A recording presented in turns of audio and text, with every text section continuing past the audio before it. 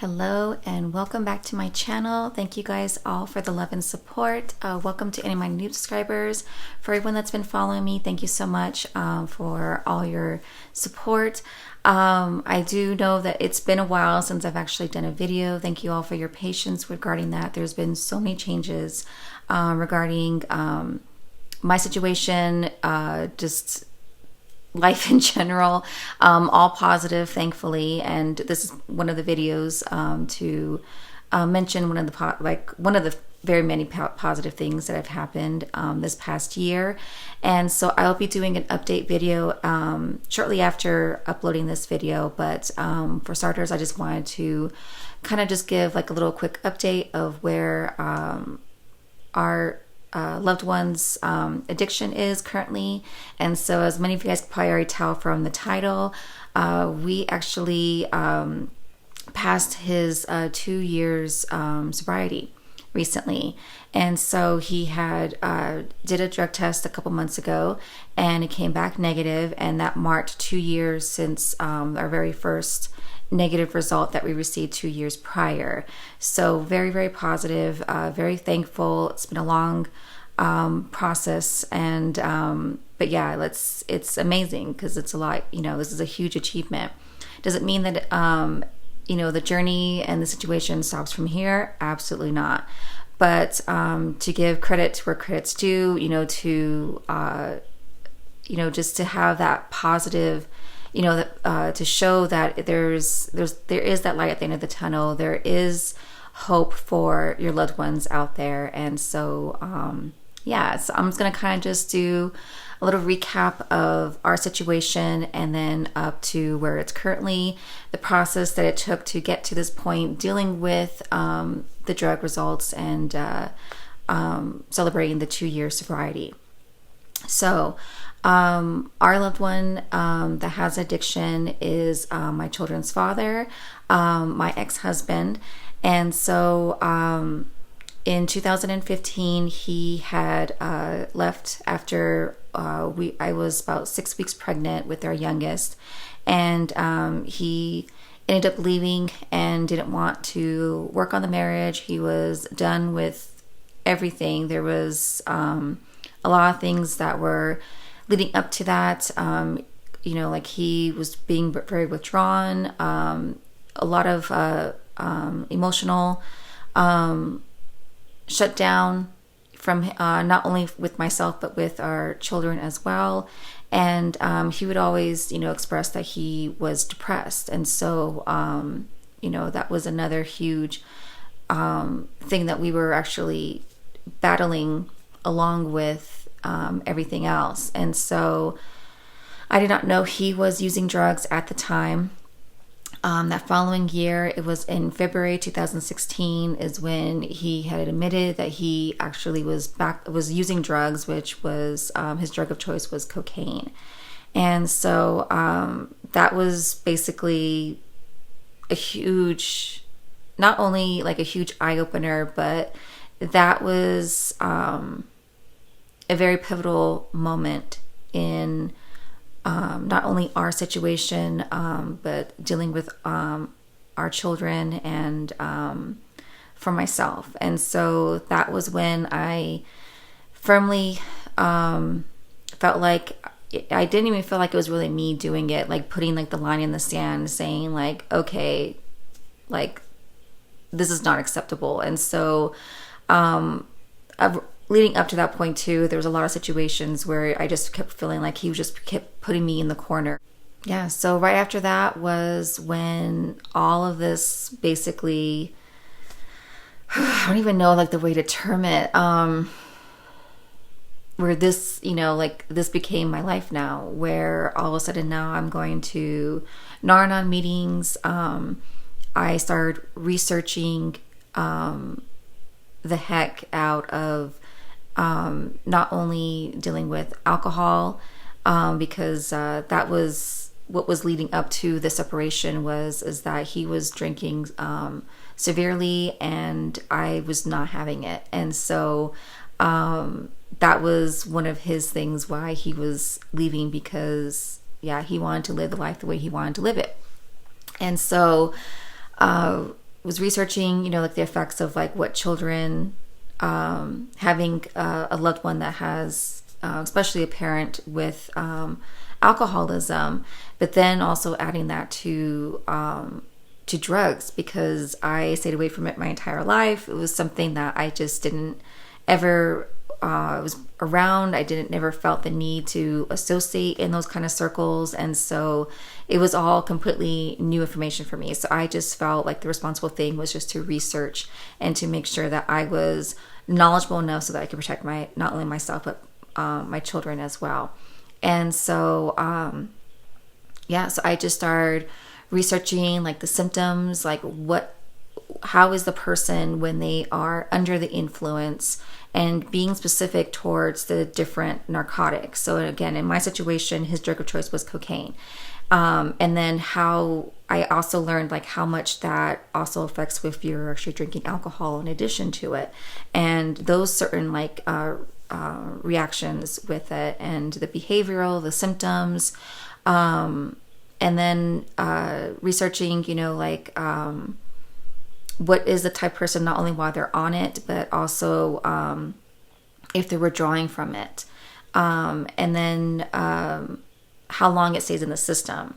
Because after that, then I was immediately stepping into the legal part of it to make sure that I was not only, again, still being protective of myself for my legal rights as a parent, but also for my children, to make sure that they are staying protected and everything in that situation. And so, I researched everything I could find of any information out there, of like, how long it stays in the system during different uses, but also, again, like dealing with different narcotics and alcohol in that sort of sense. So after that, when I was like, no, absolutely not, I'm drawing firm boundary right now.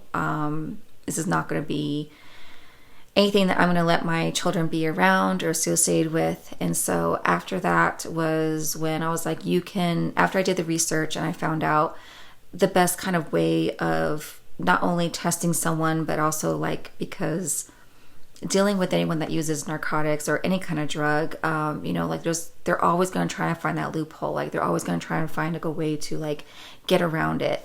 And so I felt comfortable with my situation, and knowing my addict was that I was like, it has to be like a hair follicle test, because just from the research I had and the information, I felt more comfortable, rather than like a urine sample or something like that, where it only detects up to like 72 hours. And so ironically enough, like shortly after that, then here comes some forms of manipulation from him, where he was like, well, I'm willing to, do a urine test. I'll do it right in front of you. He's like, I don't care. But then he wanted to say exactly like what days he wanted to do it in. And I'm like, yeah, either he's finding the same articles as I am, knowing that it's only staying in your system for 72 hours. So he knows that he can stop on X day and then, detox, and then know the day that he can safely take a urine test in order for it not to show up. And so I was like, no, it has to be a hair follicle test. And so just having those sort of like manipulation conversations, be able to pinpoint the things that I mention a lot on my channel, but also in my video in the addict's favorite tool, your loved one's favorite tool to use when dealing with addiction. And so learning the manipulation tactics, understanding when someone's trying to manipulate the situation, but also like I was educating myself and doing the research from my end as well, to where I could feel confident to know what firm boundaries I need to set in place. Because in order to get to this point, I just have to emphasize that boundaries are super, super, super vital when dealing with kind of situation. In my situation, where you're dealing with children, you're dealing with custody, visitations, certain things that you have to make sure that you are staying protected legally, but also that you are protecting your children as well. and you're not putting them in a dangerous situation. That was where I was coming in this whole situation. So, yeah. And then after that, I would, like I would tell him, no, it has to be this and this or this. And then I wouldn't hear for anything for weeks to months at an end. And then I would get like the random texts and like demanding to see or talk to the kids and everything. And I'm like, no problem. Give me a drug test. Like it was just like, no, like, and I would always make sure that I was letting him know that I was hearing him. I was understanding what he was asking. And then I was then able to put my condition, which is like the boundary that I was setting in place in order to get what he wanted. Then I needed this. And so for me, it was like, in order for him to have communication and to see the kids, then he needed to provide a clean drug test, and it had to be a hair follicle test. And so then it would be like, okay, well, I'm going to go and do it. And then wouldn't hear a word from it. And so that was also playing around along with dealing with like the judicial system, if I could talk, dealing with the separation and other, making sure that I was protecting myself legally in all of the situation. So during that process, it was a constant battle with him. Like he would try and seems like he would just try and stop anything that was trying to progress legally on purpose. And it was just like, that was like a real huge frustration for me, because it kind of brought me back to, again, doing the research of like finding out like what's going on in their minds, like how does this whole thing like play out that I mentioned about like practicing what you preach in my in that video that I did. I think that was last year. And so yeah, so it was just like just trying to understand that whole situation, because you're coming from trying to think things rationally, and then you have someone that's obviously not thinking rational at all. And so that was it was extremely, extremely difficult during that time. And yeah, it was like the way I kind of tried to explain to myself was just like, a lot of times I feel like people that are either addicts or have addictions, and they grasp so much to in the denial stage of it. And so when their whole life is crumbling around them, like they try and grasp on more to try and like prove to themselves that it's not as bad as it is. Their problem is not as bad. Everything, the situations that are happening around them has nothing to do with the actual addiction itself. It has to do with, it's this person's fault, it's their person's fault, it's the situations, it's this or that, and coming with any kind of excuses and not admitting like that, the fact that they don't have control of the situation, they don't have control of their addiction like they like to believe that they do. And even when things start unraveling around them and they're grasping onto that denial, it's almost like they expect the world just to be on a pause. Like they just rather just, be like, you know what, I just want to stay where I'm at currently right now, and I'll deal with it when I want to deal with it. And not coming to that acceptance that the world still continues, the world still moves on. Like it doesn't, like life doesn't just like push pause for you until you come back, and are ready to like start addressing what is in front of you at the current point, like just trying to ignore it. And so that was the way that I helped myself justify like his irrational and very selfish behavior during that time, was just the fact that like he was just not wanting to admit that life was moving on, and he was stuck in this cycle that he was not ready to remove himself from. So in that time frame, then I just practiced exactly what I talk about on this channel, taking care of myself first, setting firm boundaries, all that self-care, all of those, dealing with my own recovery along with dealing with everything that else is like it's going on day-to-day lives. So fast forward a little bit, he then was again, like he would say he was going to get a drug test and then nothing would ever come of it. And then finally it got to the point where he was just like, well, I'm not going to get one done until you get a court order to make me. And I'm like, no problem. I've been trying to do that for the past, like, I think at that point it was well over a year.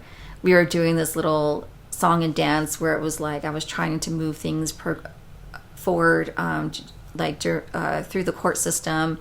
Meanwhile, still like trying to handle the situation with him, requesting for drug results, that sort of thing. And then it got to the point where he's like, well, I'm not going to do it unless you get court order. And I was like, I've been trying to do this, but you keep trying to stop the process. But no problem. That's fine. I'm sure the court would love to know why you are not willing to go get it done if it meant for you to see your kids, basically.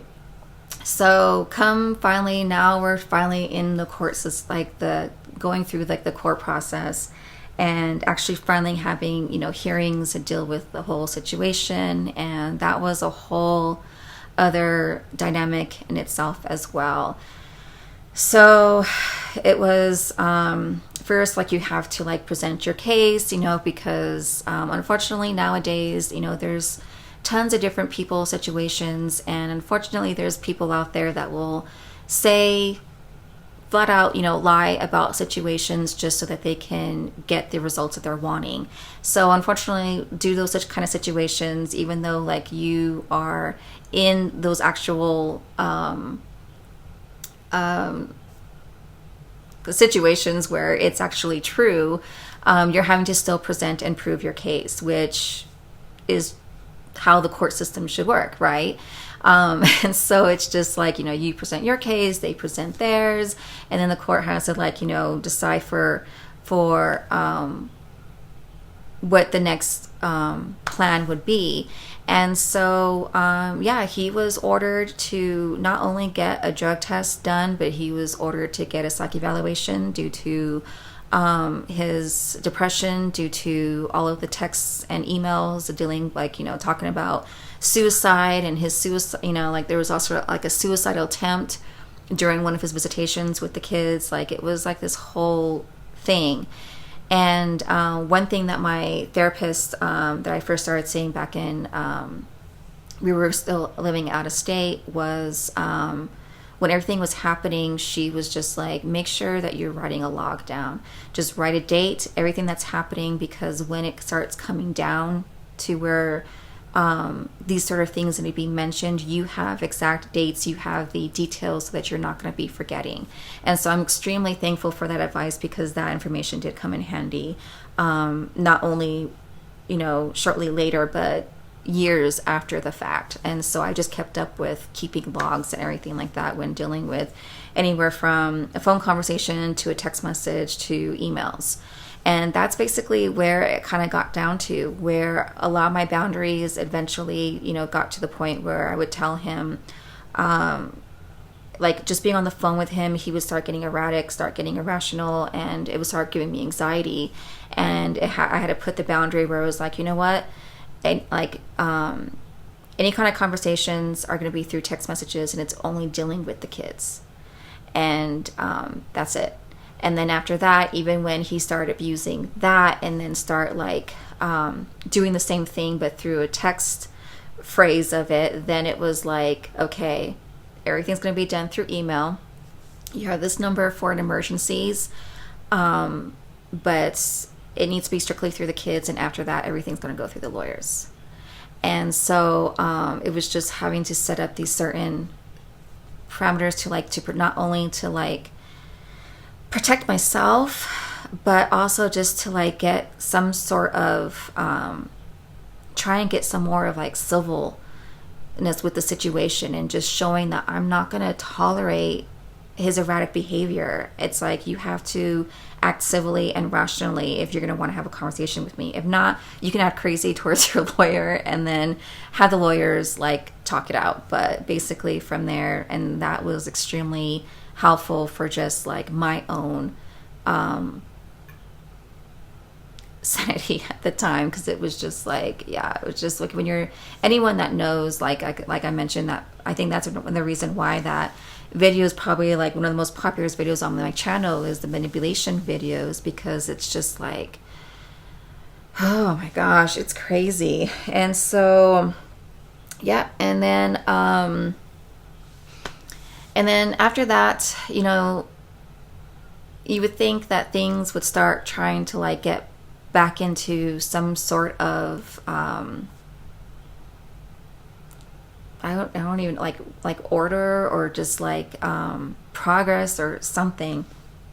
But it didn't stop there. Then here comes, even though he was court ordered to do certain things, here comes the excuses. And you know, like he would still try and fight those kind of situations. It was just like totally just like thinking back at that time, like I don't want to, but it's just like all I could do was just shake my head. And sometimes, like, you know, like sometimes I just would have to just laugh because of how ridiculous it was getting. And you know, that was one thing, like I mentioned on my Narnon video, where it's like the you know, Facebook has some good support groups for anyone that's dealing with it, especially in my situation where I couldn't always get to a meeting because of my little ones. It was nice to have that support from other people that deal with the same kind of situation.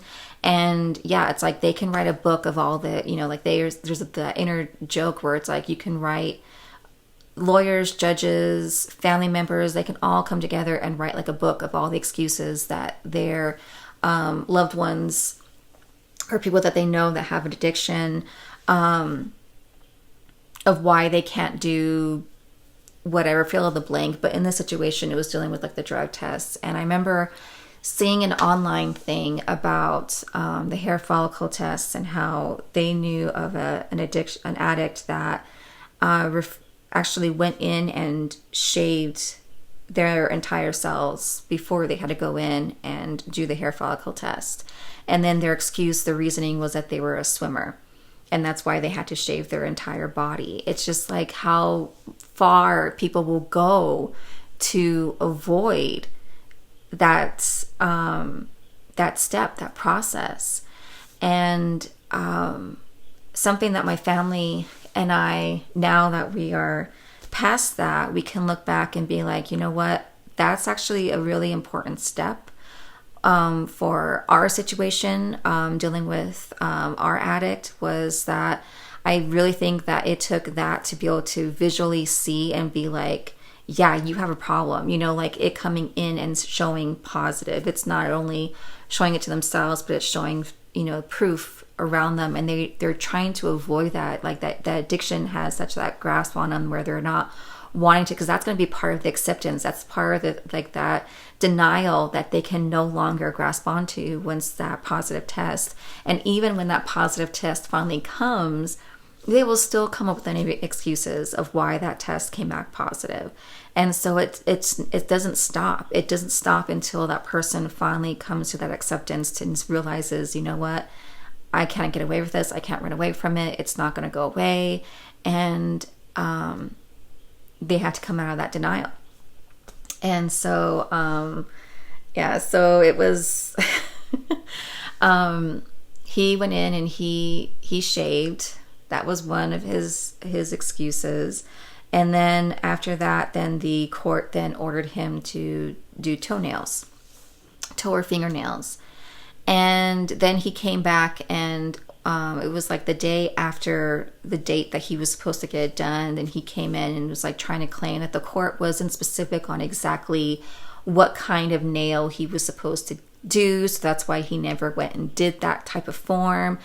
And oh my gosh, I still remember that order and reading that when it came in my email. And I'm just looking at this and I'm like, I just couldn't believe that his attorney had like the balls basically to like write and type that out. And we didn't even have to send a response. Like the judge was like on it, like within, I think that same day. She filed a response to like be like, no, it was definitely clear, go get it done.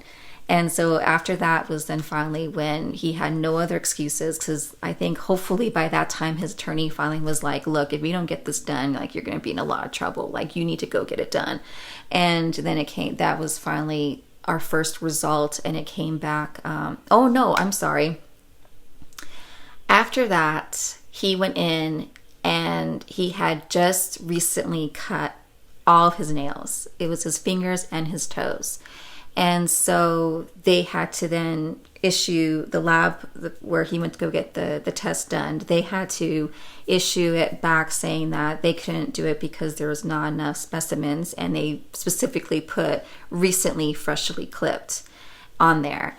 And so in this kind of situation, like what kind of like Nar-Anon, helps support family members like dealing with kind of situations. And it's like anytime that there's an excuse, anytime that there's a denial, basically that's a positive result. Like if you are being told to do it and you don't get it done, it's a positive result.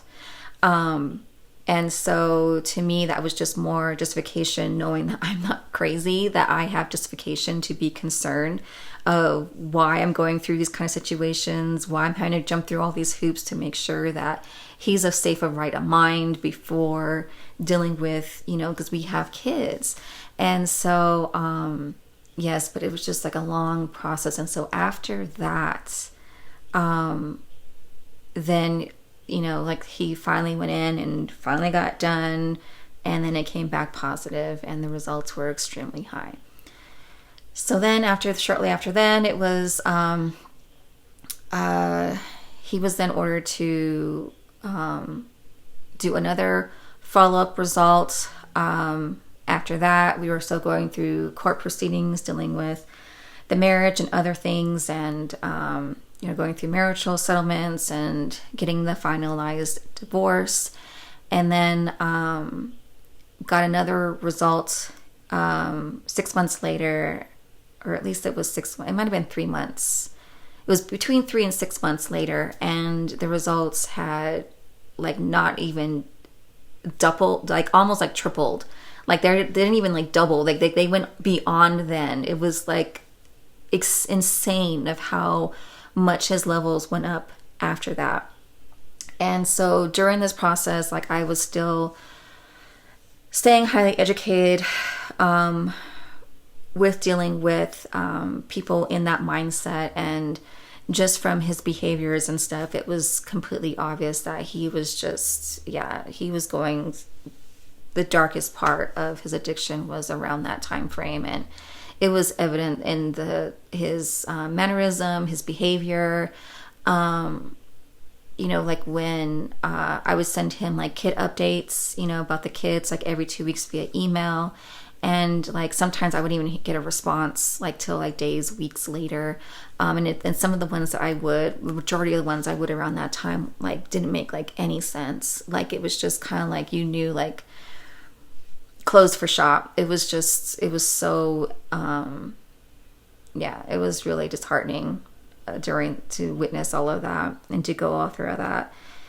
And during this course of the time too, like our oldest, she was 4 when everything happened. She had just recently turned 4, our oldest. And then about when she was 5 was when she was verbally expressing that she was ready to start understanding more of what was going on. So by that time, prior to then, she was already seeing a therapist, and we were able to help her understand, like in her own words, like to know what was kind of like going on with her father. And as she would start getting older, then she would start getting more questions and want to be more educated. And so we would just kind of go through her pace and just let her know what all of this means, like how, like, And so that was probably the hardest during all of this. It was hard dealing with dealing with a person with an addiction, having them be, you know, their father, like going through your own stuff, but then having your kids go through it as well. Like that was completely heartbreaking. And so, yeah, and then it was like, you know,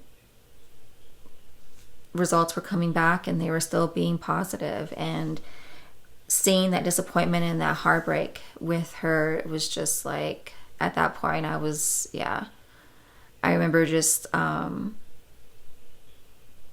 can't remember when it was, but I was just like, you know what, either he needs to get it together or he doesn't. Like at that point I was already out, I was already focusing on me and the kids, like that was already established, but then I was still holding on to that hope for my children that they one day will be able to get to know their father, that one day they'll be able to have that relationship with him.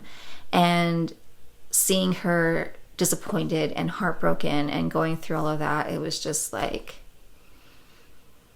yeah, not sending a lot of good thoughts his way during that time. Absolutely. Not only was he lying during his psych evaluation, like he was actually severely using during his psych evaluation. Like it was just, and he felt like he was able to have a huge accomplishment because he was able to fool the psychiatrist that he was going in for those evaluations, that he was able to fool them that he was okay, that he was like all right and everything. And meanwhile, like he's lying all the way around, and you know his levels were extremely high, to where anyone would look at it and be like, I don't even know how this person's still alive. Like that's like how crazy his levels were. And so yeah, it was really bleak and looked really dark during that time, and it was hard to see him pull out of that. So and so I talk about in the enabling video where, you know, it's hard when, you know, like you see someone that you care about hurting and you're wanting to help them, and how you're having to make sure that you're staying firm to those boundaries to know that you're not going to be enabling them, which is going to be turning out hurting them more and severely longer down the road. But then also witnessing people that are enabling them outside of you, that was really difficult. And it wasn't until like the court was finally just like, no, like you are not ever going to see these kids or anything like that until you show up with a negative result. And until that court hearing and until that court order was issued, then I started seeing some changes. And so I know like a lot of people that are going to be watching this are going to want to know like, well, what did he do to get to be like where he's at currently, 2 years sober? And I'm just going to just tell you right now, like, I don't know, because that is his recovery, that is his business. And as long as it's working for him, all the power to him. But I'm just talking about my experience in hopes that it helps others when dealing with a loved one, because all I know is that during that time frame, I was doing with everything I've been mentioning on this channel. And by pulling myself out of that, it didn't matter of what he was doing. And so whether he was getting clean or not. And so fortunately, you know, he was able to get to the point where we're at right now. Like he just you know, celebrated like 2 years sober. But during that time frame, it was, prior to then, I honestly didn't see how he could, because he was still in that denial. He was extremely severely using, and yeah, just the behaviors and everything that were happening. But I still just focused on me and my kids and moving forward. So I have some notes down just to make sure, but yeah. And so finally we got our first negative result, and that was huge. And so at that point, because again, I was still doing a lot of research during all of this process. Like I was able to tell like his brain hadn't fully like recovered yet. Like he was still like he was clean, but he wasn't full like in recovery and sober, because excuse me, it's against of his like neurotic behavior. Like as soon as that negative result came in, then it was like, okay, I want blah blah blah, blah, boom boom boom, like everything. And at this point, the kids were having their own counseling, just to kind of deal with the whole like divorce, the whole like just getting their support and dealing with that their absent father. And when things looked like they were going to start moving down in the road to where he was getting better, it was like all these like demands started coming up, and even like their therapists were just like, what's the rush? And like it was like during this whole process, it was just felt like I was having to constantly not only educate myself, but I was having to educate a lot of people around me, dealing with the whole dynamic. And so it was like that's the addiction behavior. It's still present. Like that's like they want that instant gratification. And so just like explaining to him that like the kids have been patient, waiting until you were taking care of yourself, until you were doing the things that you need to be doing. Like they've been patient during this time. It's been hard for them, and they've been patient. And so now it's going to be your turn. Because kind of like what I mentioned earlier on this video, where it just seems like they just feel like time just stops and everyone just has to just, wait for them. And life just still keeps moving on, baby. You just keep going. And so that was the kids and I. Like our lives just kept moving. We were still progressing, and we were in such a better place than where we were, like every day. Like every day was kept getting better. And so it was like time for him to play catch up. It's like we've been dealing with this for the past like 3 years. And so now it's your turn to start catching up to where these kids are, because they are in an awesome place at this point. So yeah, so then kind of just going through the motions, and that's kind of like some of the changes that were coming up this year. One of the reasons why I was able to do as many videos as I was planning on this year. A bunch of other things, I'll mention that in the update, but yeah, this was definitely one. So now we are in a good place. Like they are starting to build a relationship back with their father, going through therapy. It's all going through therapy at this point, and we're just taking it, day by day, as long and as slow or as fast as it needs to be based off of their speed, and making sure that they are supported, and not discouraging anyone during the whole process. And so that's been another struggle at the very beginning, was when we first started getting the negative results, and he was starting to show that he was being serious and wanting to stay committed and stay clean and everything. It was still like making sure that we're not falling back to those old patterns, like feeling like we need to like walk on eggshells, like around them to like not set them off, kind of a thing. It should never be like that. You should always be still true, and making sure that you're being true to yourself and taking care of yourself, and your recovery doesn't end just because like their recovery, they're going to be, this is a lifelong condition, like this is a lifelong battle for them, and unfortunately it's for the loved ones too. And so yeah. So I did write down a couple of questions that I've either have gotten during the course of starting this channel, or that I know that are going to be coming up regarding this, because I know there's different kinds of people, there's different kinds of situations out there, but again, all I can do is like relate with myself. But one is like, is there anything that I regret? No, absolutely not. I don't regret any of it.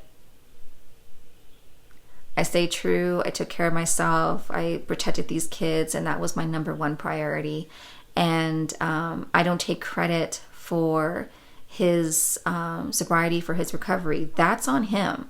Like, that's his good work and that's his progress. I wasn't there to baby him. I wasn't there to make sure that he was going to meetings and I was doing everything I needed to do legally in any kind of like regards towards like certain situations. But as far as besides that, like, that was his recovery's on him.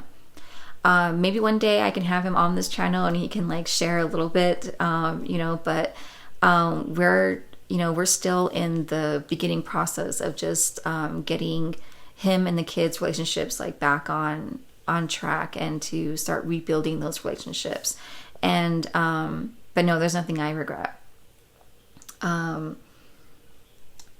Would there be anything I would change if I could?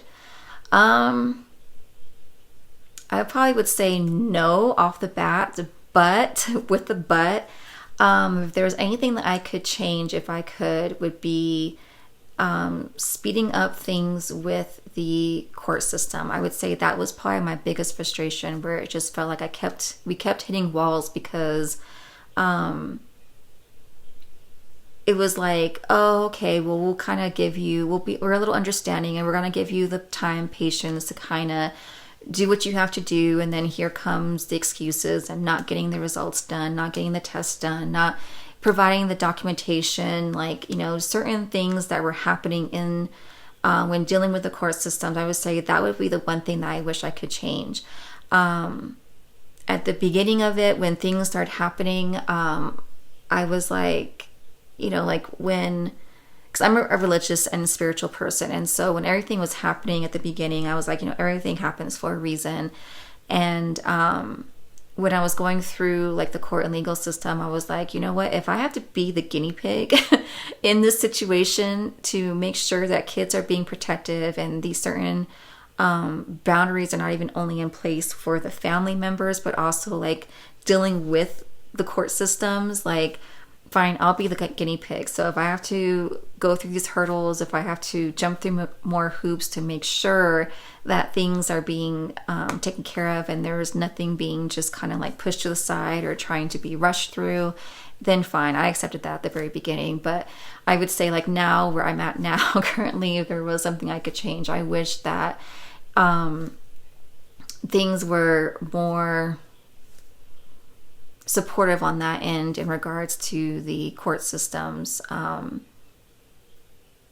because it proved it. As soon as they finally set their own boundaries and set their own firm, no, and started putting things in place, that's when I started noticing changes with him.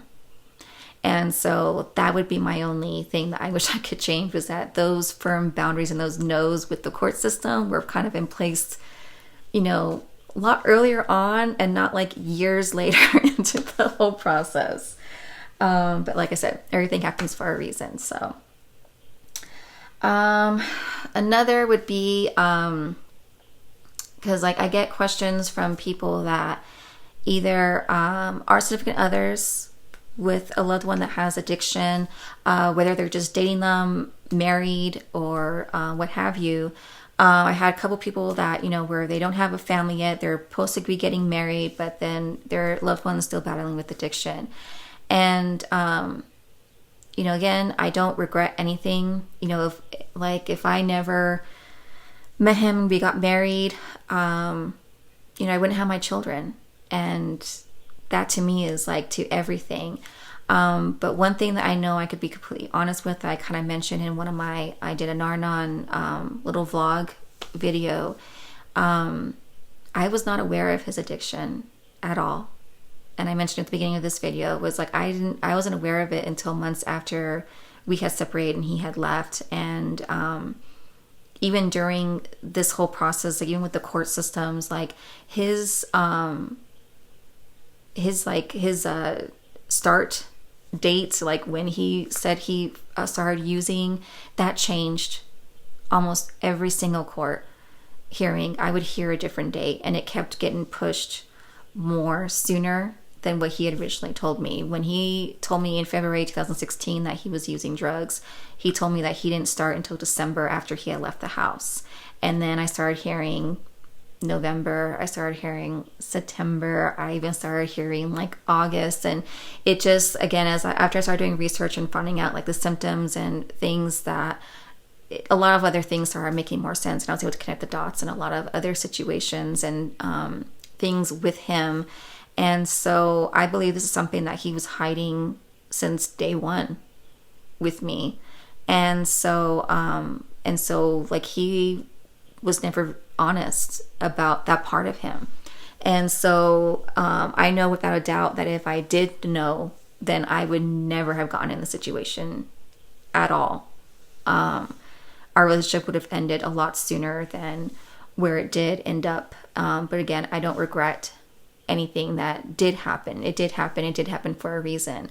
And if it's to be able to then help anyone else that's dealing with a situation, then fine. Like I'll take it. But yeah, if I would never have gone into a relationship, more or less a marriage, if I had known the person had this problem. Because again, my situation is a little different because of how I was brought up, my own upbringings, and just how I avoided drugs at all costs when I was younger. And because I knew this is kind of like the dynamic. I was trying to avoid it, ironically enough, all my life, and ended up still being in my household. And that's addiction. It's everywhere. And so we just need to talk more about it and get the information out there. And I know now, like a lot of situations, like I was just being naive. And so if I, educate myself early on, maybe, but I can't think about the shoulda, coulda, wouldas, and I don't want anyone to feel like they shoulda, coulda done something differently. Every day is a chance to make a change. And, but yeah, yeah, I'm just kind of thinking about when I had to make the choice of, there was I think everyone anywhere in their lifetime, but I think also in this kind of situation where you kind of hit like a fork in the road and you have to make a decision of like, am I going to keep wanting to go down this path like that it's going through? And it just seems like, cause when you're dealing with this, it's hell. Like it's horrible. Like I said, I wouldn't wish this on anybody. And, like where you're having to make a change, and it's scary. And, loved ones can go through their own denial. I talk about that in my denial video, where it's, you don't want to accept what's really happening around you, because that's scary in itself. And then to try and actually change, you have to change your entire world. And that's really scary. And it's hard, and I've been through it. I know it. And so I don't ever, I always have the deepest sympathy for someone that's in that fork, because it is hard when you're having to make a choice of which direction you're going to make. And I still remember mine, where it was like we were planning on leaving the next day to go back to my home state where my family is from, so we can have that support. And so I was still pregnant with our youngest, and there was that part of me where it's just like, I don't want to leave. Like, this is my home. Like, we have built like a life here, and this is the man that I married, and I want to I don't want to give up on him and stuff like that. But then it's like, I had to make the choice of like, what's going to be best for not only myself, but for my children. And, and so I had to, make that hard choice to move a different direction and say, no, I don't want this to be my life anymore. And it was extremely, extremely hard. And so, but I don't regret it. I don't regret any of it. I had to go through it, process it, learn it, and everything had to happen the way it happened. And fortunately, the kids are doing great, our lives are doing great, and their father is doing good. So it's all worked out. I know one person was like, well, I know a lot of people are going to probably be asking it, and I'm going to mention it in another video a little bit on this topic, but it's like, do I regret like ever divorcing him or leaving him because knowing now that he's clean? Because I know that is a touchy subject for a lot of people that have significant others, where they're afraid when they go into that fork in the road, they're afraid to make that one choice because they're afraid that if they do leave the person and they do get better, then basically like they, this person's over here and this person's over here. And, it's like, it goes through like, the mourning process, the grief. I talk about it I have a grief video on here about that kind of situation where it's like when you're still grieving like a relationship too. And so everyone has that fear.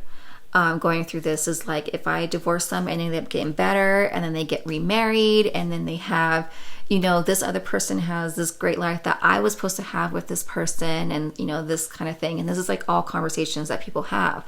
For me, when I hit that fork in the road and I was like, you know what, even if he did get better, I don't think I could ever still be in that life wondering when that next shoe is going to drop.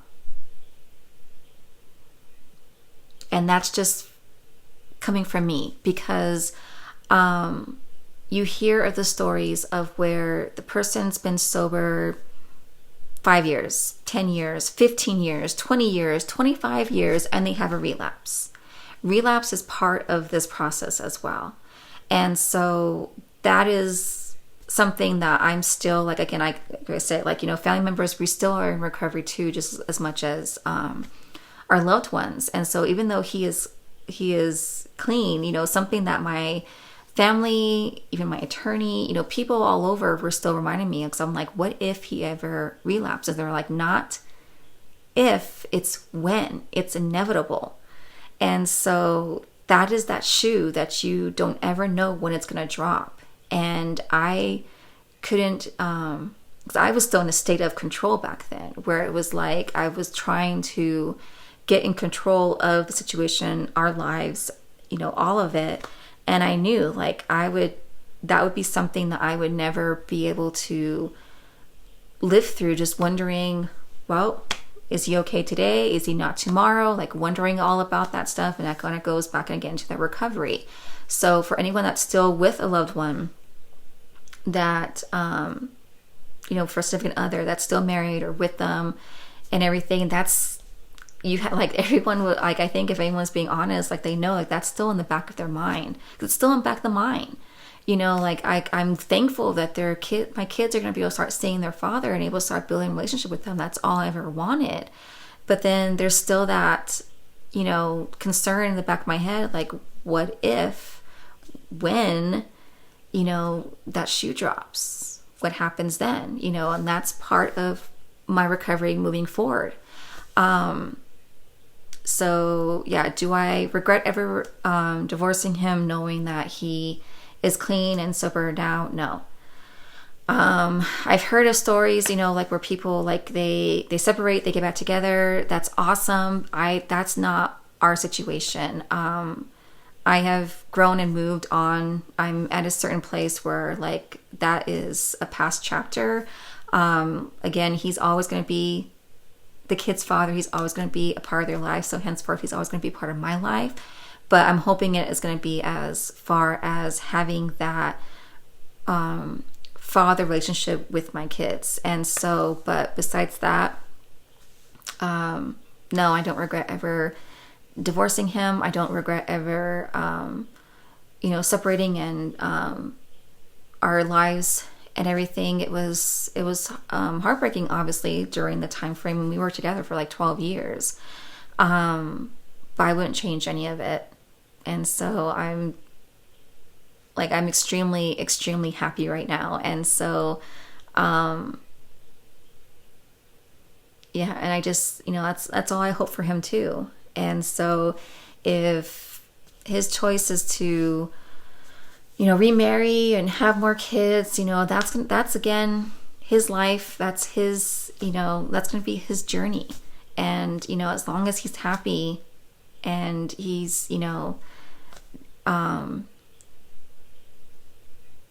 like everything I'm saying, it's gonna come off like probably that's a little controlling, but just dealing with my kids, because like as long as he's like still working on his recovery, as long as he's happy and like taking care of himself, and he's able to mentally, physically, emotionally be there for my kids, then more power to him. But besides from that, that's where our story ended. And so I pray for him every day.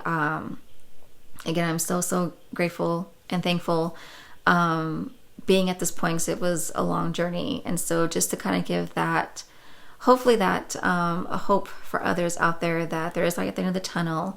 But at the same time, I'm still being realistic on the situation. This is a life disease. This is going to be something that he's going to have to battle his entire life. As long as he's alive, he's part of my kids' lives, and they're my world. And so, of course, this is going to be another part of